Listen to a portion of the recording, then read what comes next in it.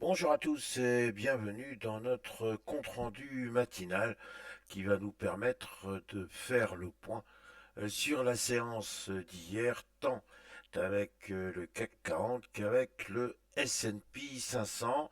Alors commençons sans plus tarder par le CAC 40, lequel était, c'est le moins que l'on puisse dire, en grande forme. Depuis déjà plusieurs jours, nous évoquons le support des 7600 points et nous avons déjà indiqué que sa réintégration était le signe de la possibilité d'un retour vers la résistance des 7800 points. Alors on a vu émerger une très belle bougie verte suivi d'une bougie rouge, d'une bougie qui est revenue tester les 7600 points, mais on a bien vu que les acheteurs étaient particulièrement bienveillants et surtout assez combatifs pour empêcher les vendeurs d'aller casser le support des 7600 points. Donc, fort de cette petite victoire, ils ont poursuivi hier leur avance et cette fois nous étions en présence, enfin nous sommes, pardon, en présence d'une bougie verte, laquelle effectivement tend à venir rejoindre la résistance des 7800 points. Alors, ce ne fut pas tout à fait quand même sans difficulté si l'on regarde les mèches de part et d'autre de cette bougie verte. On voit bien qu'effectivement, il y a eu ce qu'on appelle un vrai combat. Il y a des vendeurs qui voulaient revenir vers les 7600 points et des acheteurs qui voulaient tendre de manière très très dynamique vers les 7800 points. Finalement, un bon compromis a été trouvé avec une suprématie incontestable des acheteurs et ainsi un CAC 40 qui est repassé au-dessus de la barre des 7700 points, puisqu'il a clôturé à 7738,42 avec une avance significative de 0,99%. Alors déjà, avant-hier, on pouvait remercier le secteur du luxe. On a vu que LVMH, Pernod Ricard, etc. commençaient à retrouver effectivement un certain éclat. Alors ceci s'explique par des relations avec la Chine qui incontestablement se normalisent.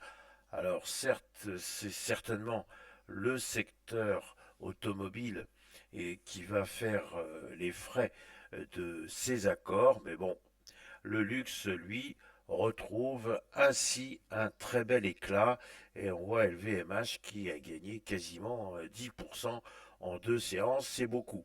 Maintenant, si l'on regarde euh, la chute phénoménale d'LVMH, finalement, ce recouvrement d'une partie des gains, eh bien, bon, il faut tout relativiser. Certes, 10%, c'est beaucoup, mais si on regarde par rapport à l'ampleur des dégâts, c'est encore pas suffisant. Donc, le secteur du luxe peut peut-être être la locomotive pour permettre au CAC 40 de rejoindre effectivement les 7800 points, évidemment, beaucoup mieux déborder cette résistance pour aller chercher les plus hauts annuels. Et là, cette fois, on parlerait des 8260 points. Nous n'en sommes pas là. Il y a un problème à résoudre. Il y a une forte énigme qui, pour l'instant, n'a pas sa clé, c'est effectivement les fameuses taxes douanières. On se rappelle qu'il faut impérativement avoir trouvé un accord suffisamment intéressant pour l'Europe d'ici le 9 juillet.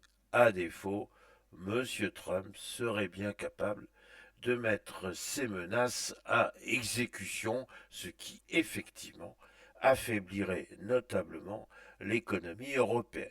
Donc il ne reste que quelques jours et il est bien évident que le CAC 40 est sous une chape de plomb, on dirait sous une chape de taxes douanières, et ceci l'entrave très très clairement. Donc il faut absolument lever cette problématique des taxes douanières.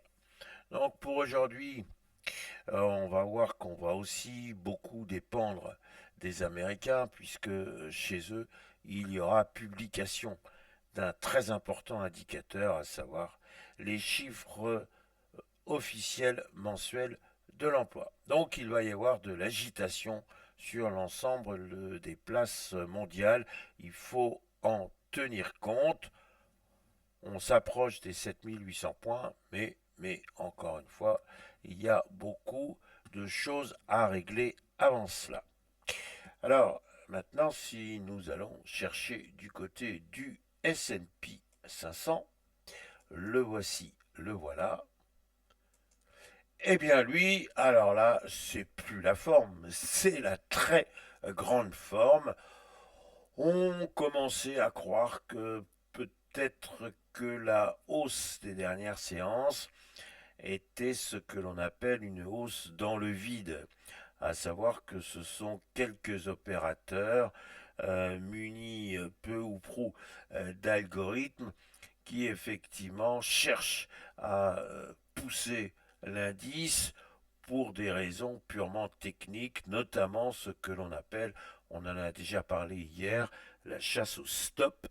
Effectivement, s'il y avait des vendeurs qui se croyaient malins en disant bon bah cette fois on va jouer une consolidation du S&P 500, et ben pim pam poum, leurs ordres de vente ont été éliminés. Et donc on voit bien un S&P 500 qui pour l'instant n'a pas du tout envie d'arrêter sa progression. Donc magnifique bougie verte, d'autant plus remarquable qu'elle n'a pas de mèche supérieure, c'est-à-dire que les acheteurs ont assuré, si je puis dire, ou comme parlent les jeunes, eh bien ils ont assuré et effectivement ils ont été quasiment au bout de leur conviction journalière avec l'établissement d'un magnifique record historique à 6227 points 60. Oui, et une clôture à 6227 points 42, admirez ma précision, soit une hausse de 0,47%.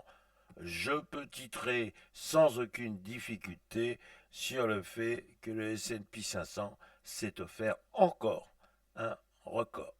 Alors me direz-vous, mais va-t-il s'arrêter? Va-t-il souffler? Va-t-il effectuer une pause? Bon, évidemment, c'est la question que l'on peut se poser. Et on va se la poser de manière d'autant plus accrue. Et effectivement, il y a eu hier, en théorie, une déception. Pourquoi une déception? Parce que c'était l'indicateur, la publication de l'indicateur ADP, soit la création d'emplois dans le secteur privé américain. Et l'on s'attendait, du moins le consensus, les experts, bref, tous ceux qui regardent les statistiques et les chiffres de très près, tout ce petit monde s'attendait à ce qu'il y ait encore des créations d'emplois aux États-Unis. Patatras, c'est moins 33 000 pour le mois passé. Et donc, en théorie, c'est quand même une grosse déception. Qu'est-ce que cela veut dire si les États-Unis, ou plus exactement l'économie américaine, n'est plus capable de créer énormément d'emplois? C'est en théorie un retour au chômage, c'est en théorie toujours un retour aux difficultés économiques. Donc les marchés devraient, là aussi en toute logique, en pâtir ou du moins prendre en compte avec beaucoup de crainte. En fait, et comme souvent, il y a un magnifique paradoxe. Et ce paradoxe, il est le suivant. On connaît le bras de fer entre M. Trump et la Fed, et si on personnalise un peu plus, entre M. Jérôme Powell, patron de la Fed, et M. Trump. M. Trump veut rapidement une baisse des taux, et puis pas une petite baisse des taux, il veut qu'on dynamise tout ceci, qu'on relance la machine, à savoir une économie américaine éclatante. M. Powell, quant à lui, dit attention, il y a un poison qui s'appelle l'inflation, et on ne peut pas jouer avec ce poison. Il détruit tout, à court, moyen et long terme. Or, la politique des taxes douanières est une source incontestablement d'inflation.